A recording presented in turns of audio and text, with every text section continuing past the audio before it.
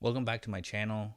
Um, I'm host Sway, and this is going to be my December lead line update. If you're new to this channel, I tend to talk about topics that are line cook focused.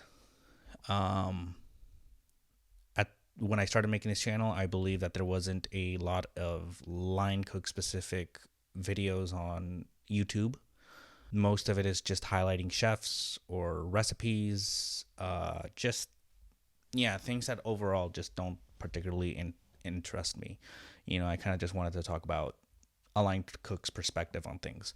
Most of my videos tend to be I draw from personal experiences, I draw from stories, and I kind of just use that to, you know, to propel whatever message I'm trying to give, whether it's, take accountability for yourself on the line, always asking others if they need anything, helping when you can, working clean, working tight, the significance of staff meal, what significance music plays in a restaurant kitchen.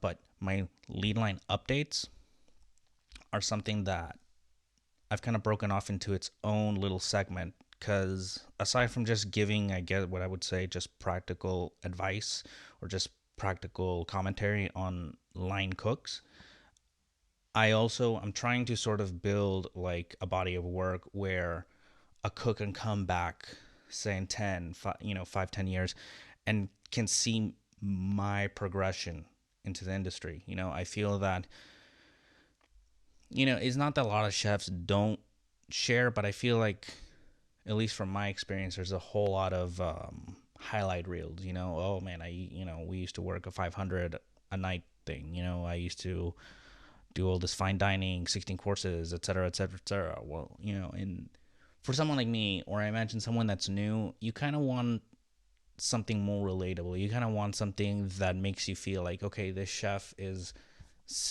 like we're not two different people. Like you have skills that I think that I aspire to have. I want to be able to do like 5 different things at the same time, or an experienced line cook could definitely whip out like five different orders, fire them, and then have them all at the same time. I don't think that's a skill that I think anyone can learn. It takes time and it's difficult. So my lead line updates are more focused on that. I don't have answers, and it's just me. I guess it's the closest thing to me vlogging as it is, or like documenting, or just giving you an idea where my head's at. I don't think that each of these videos on its own carries a tremendous amount of weight. I mean, like I for sure I'm gonna reflect back on this video, or I'll rewatch it, or when I'm editing, like I'm gonna have like questions come up in my head, and then I'm gonna see how those questions evolve over time. It gives me something to think about. It's kind of like I'm just like you're watching me, you're listening to me, just process information and see how I create that to make the next step forward. Where I need to go. Yeah, something similar that I did was this segment called My Sous Life. Back when, I was being promoted to be a sous chef. That had to be put on hold. I work in a company that has 6 restaurants in it and counting, and there's just a lot of moving parts. So it's not something as simple as like, oh, you're really good at the job, you get the job. It doesn't work like that. Anyway, so for the month of December, it has been, I would say that it's been the most difficult month I've had, as far as just growing pains, as far as just hitting like, I don't want to say like rock bottom. That sounds kind of dramatic, but it's been for sure the worst one. So I spoke a couple episodes ago, a couple videos ago. I ended up having a panic attack at work, and I ran off the line. So I had another one, right? I've been going into work just under this constant state of like just heightened awareness, just like adrenaline pumping, just that sort of thing where it's like if you're about to like walk in on a fight, or you're about to walk in on an argument, or just something, like just going in. But I think it was just me trying to be super hyper aware of not making any serious mistakes. One of my responsibilities as a lead line cook is to make the rye dough that's going to be baked off the next day. Um, Attached to my restaurant, we have a bakery that supplies bread to the rest of the company, and in our restaurant we have like a little like a little deli, so you can buy like fresh loaves of bread, pastries, etc. Well, I forgot to do that, and the thing is, and I don't know if this is true with all bakeries. I know little to nothing about baking or that aspect of the world, but it's my understanding that in our bakery everything is there's like a line of things that need to be baked off in the morning, and if something disturbs that, it really sets off the whole entire day. Because it's like you're having to like put in things into the oven that's on a specific timer, and as soon as you pull that out, you got to pull something else in, and there's like a system. It's like a very smooth running system. I didn't do my part. I fucked that up, and it was my Friday. It was Wednesday evening. I was going back through my day, and I kept thinking like, okay, I did this, I did that, because that's kind of what I've been doing every night. It's just going back, like thinking like, what have I forgotten? I live about 11 miles from my job, so it's about like a 10-minute drive. But sometimes I'd get like almost home, and I find myself just driving back because like in my head I'm like, oh shit, I forgot something. I think maybe like once or twice I actually did forget something, and I caught, I'm really happy that I went back and I caught it. But I would say most of the time, like 80% of the time, it's just really in my head. December has just been really like a big, major it's been a mind fuck. I would just describe it as chiseling down my self confidence. That's exactly how I'd put it down. December has just chiseled down my self confidence. So 1:30 in the morning, I come to the realization that I don't recall doing the rye dough. Like I'm like, I never used the stand mixer at any point. And so that sends me into a fucking freak out. I freak the fuck out. And I've already like, it was my Friday, and I don't really drink a whole lot. So that night I'm like, you know what? I'm going to get myself like 2 beers. These look kind of cool. I was just basing it on the can. I like the artwork on it. Yeah. So like I couldn't have driven. I was already drunk enough. And then I'm thinking like, okay, well, I can Uber, but then it's like I was proper drunk. I was drunk, and I'm freaking out, and I mean, I just fucking freaked the fuck out. So I text the baking chef. I let her know like I fucked up. I fucked up big time. Just to let you know.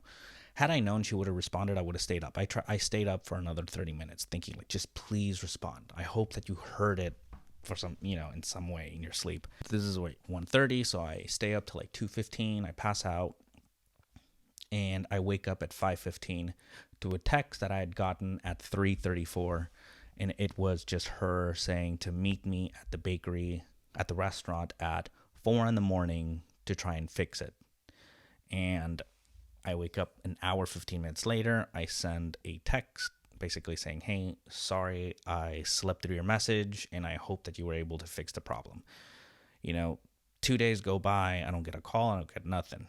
Saturday comes, I've been looking at the manager log just so I can kind of just get into the habit of reading it and just kind of just seeing what people are putting.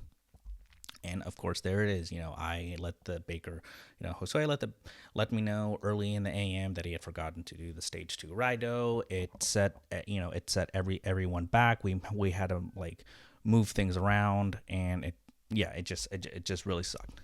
So that was Saturday, and then I would say like on Tuesday. So Tuesday, the week of Christmas, right? So Saturday, Sunday, Monday, Tuesday, I shoot a text to my exec chef. I'm like, yo, can we talk? And so we talk, and I just kind of tell him like, look, man, I don't think this is working out. I think like I'm not giving you the level of quality that's expected in this company. And I've been in this company long enough to understand what's expected across every restaurant. Each restaurant has its own like set of like, the way they do things is differently, but the standards are always a certain level. And so I just kept just told him, like, I'm too distracted, and I gave him what now I consider are excuses. I was just saying, it's like, I'm too distracted because I want to spend more time with my family. I'm too distracted because of this. I'm too distracted. I'm not focusing on this. Ever since COVID, I've wanted more of a work-life balance. Like, at the time, I think that's what I was telling myself. In retrospect, I think that's what I was telling myself in order to give myself an excuse to run. And so I'm like, okay, so this is going to be my last, I'm going to give you my 2 week notice. And yeah, so I think yeah. So I don't work the next day, which is Wednesday. And then I don't work Thursday. And then I work Friday. I think Friday was Christmas Eve. I was doing that because I was helping cover a shift. I go there, I work there, and then towards the end of the night, some of the cooks have heard that I've given my 2 week notice. They're just curious, like, hey, I heard you're leaving us. Hey, I heard you're leaving us. Hey, where are you going? What do why? Blah, blah, blah. And so I kind of just gave him the same, I just want to spend more time with my family. Oh, I just want to be there for my kids more. I've been in the company for 4 years. I think it's time to move on. So the night goes smoothly. We close. I'm doing my last walk, making sure that I don't forget the rye dough this time, making sure I actually did it. And I go to the front of the restaurant where the bar is to go tell the manager that, hey, I'm done.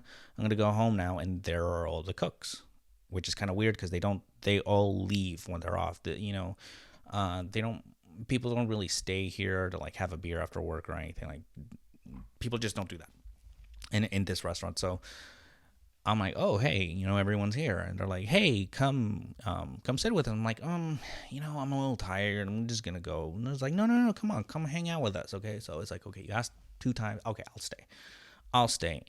And yeah, they kind of are like, okay, so why are you really leaving us? Like, really tell us the truth, and they weren't buying anything I was saying. It's like, is that really why you're leaving us this way? Are you just saying that? And it's so funny because at the time, up to that point, those were the reasons why I was leaving. But there's something about when just the way it is, like, are you sure that's really the reason? It resonated with something in me.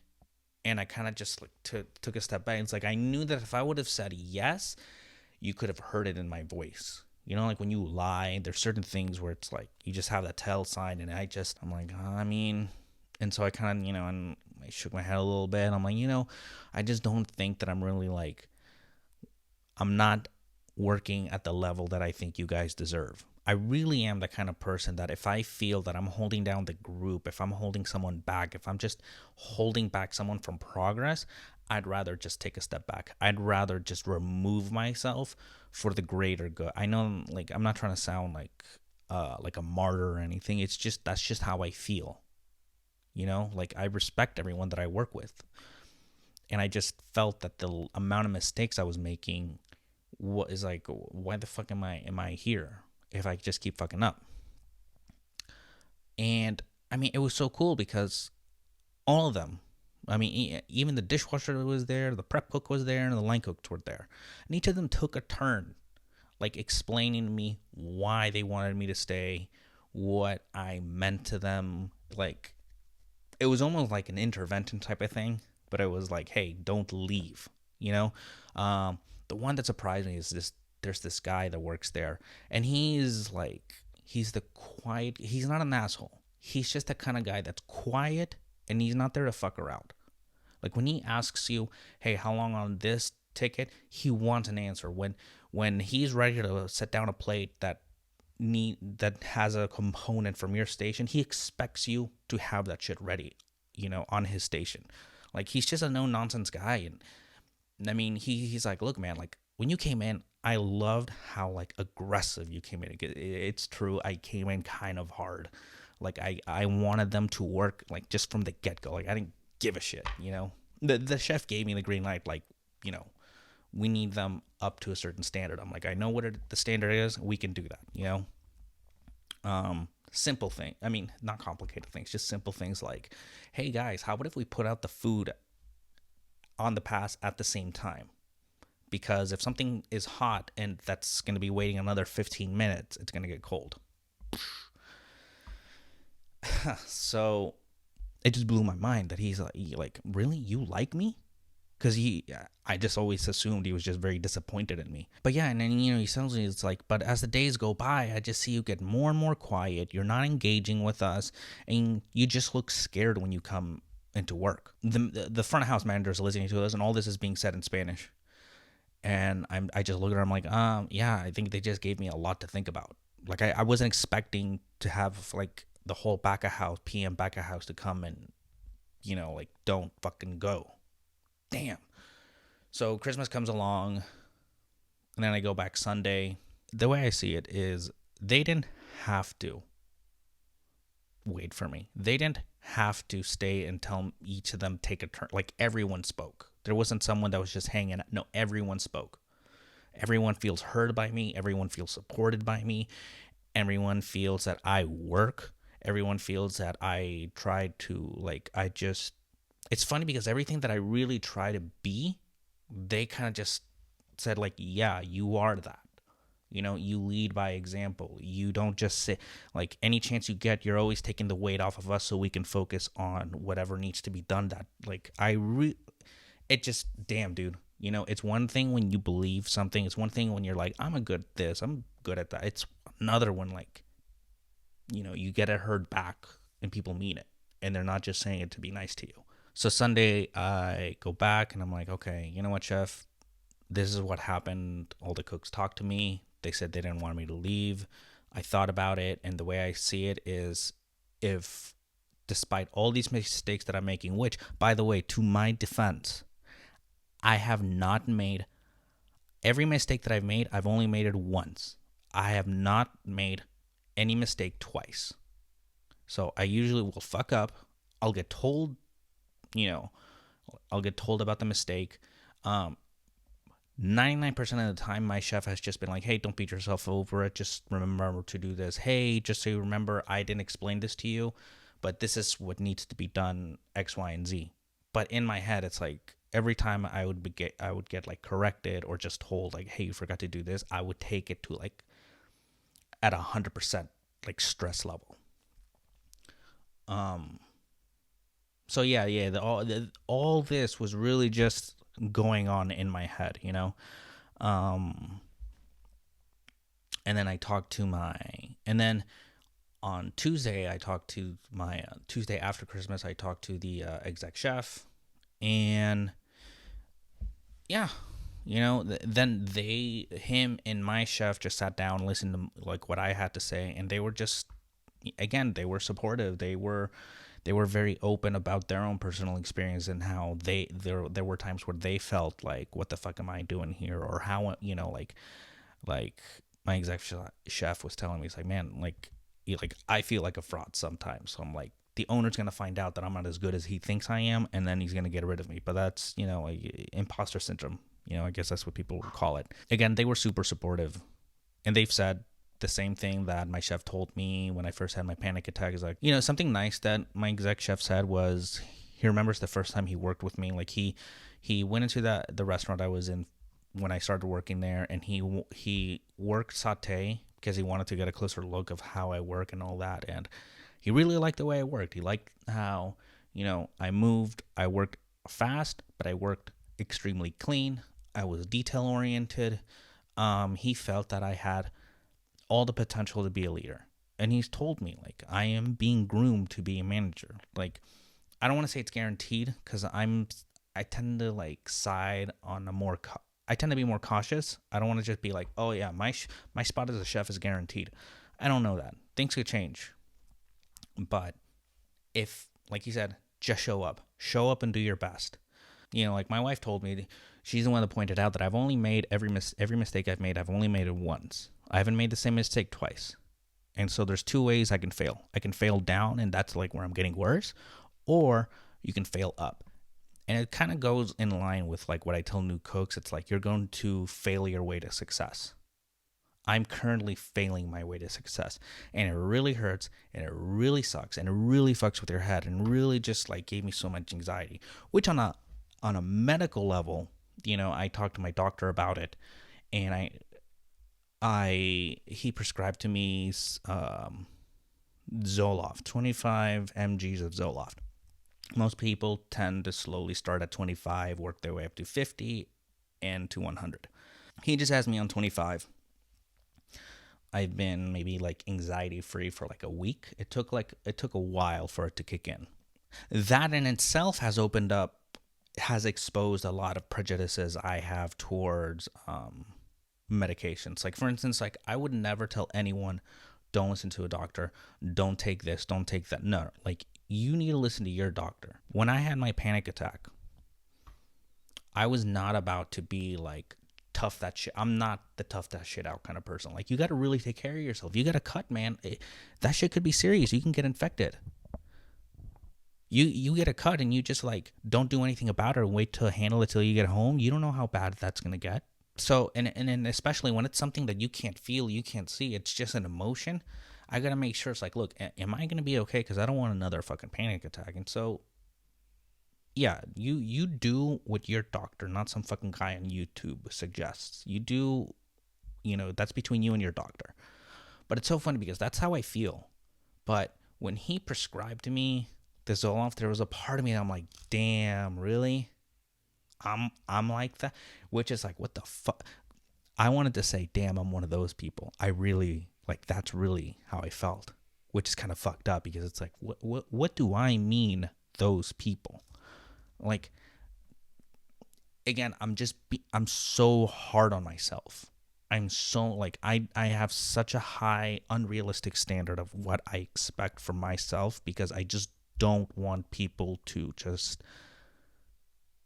I guess in a way, find out that like this guy's just fucking phony. This guy's he's a fuck up, man, But that's all personal. That's all fucking live in my head. My cook confirmed that that's all bullshit.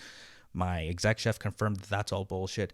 My chef de cuisine confirmed that that's all bullshit. Everyone's confirming to me that that's all bullshit. It's just in my fucking head. But ever since the talk, ever since revoking my 2 weeks, ever since this medication, I would say the last week or so, smooth sailing. I feel more in control. I feel like I go into work now. I feel very like it reminds me of like when I was working Saute and it was like a Friday or Saturday and you go in like you're about to get slammed, but I'm going to make it a point to not look stressed out. I'm going to make it a point to, at the worst once 6:30 to 7:30 o'clock hits, I want to make sure I'm like the chillest guy there, most in control, working the cleanest you've ever seen, So now I'm going in there like, okay, it's been 3 months, it's been X amount of time. I've made most of the big mistakes, It hasn't changed anyone's opinion about me. It hasn't changed everyone's perspective. No one's having double doubts. Everything, I'm getting the what's going on in my head taken care of in my private life. Okay. I'm going in. I've had most of the altercations or like resist pushback that I've had from cooks has blown over. I think I'm at a good blank slate. And so the last week and a half, I've just been walking in with just like a new set of, like, I don't want to say my confidence is all there, but it's finally going up. It's not just sinking. I think I hit the rock bottom was like that 1:30 in the morning for getting the rye, because that was a long ass weekend. And that's why it took me a while to post a video, especially about my December lead line update, because I don't want to just post something and then it be unresolved, or at least give you some sort of resolution to what's going on. December was rough, and the deeper I got into December, it got worse. Eventually, there was that breaking point, but I think I'm coming out of the rubble. I'm coming out, Marco Pierre White once said something like, when you stay as down as you need to be, you stay there as long as you need to, but you need to pick yourself back up. And not anyone else, you. I would say that that's true right now to where I'm at with all this. I hit like a bottom. I don't want to say rock bottom. It sounds very dramatic, but I fell on my back. I'm laying there on my back. And as much as people want to help, again, most of the problem that I'm experiencing is more of it's a mental block, it's a mental focus. The enemy is within, you know? It's not an external factor, it's not an outside force. It's all within me. And it definitely had the upper hand in December, but I think right now, the way things are going, I feel very optimistic for January. Every day, I'm just trying to find meaning behind it. I'm trying, because that's the only way I can learn. If I just leave it at just like, oh, it's just a shitty fucking month, fuck that, it's over, peace. I I need to reflect back on it. I need to figure out where I was thinking of. You know, I'm gonna do my January lead line update. I'm gonna be listening to this, and it's gonna remind me of where I was at mentally. So that's where I'm at. I feel very good, and like I said, I kind of wanted to give you some sort of like resolution, or at least like, hey, this is where I'm. This is what it was in December, but I think we're gonna pick it back up in January with a better attitude, a better mindset. Um, yeah, there's nothing much more I can say. So thanks for watching. I appreciate every single one of you, and I hope you have a great service. I'll see you in January. Peace.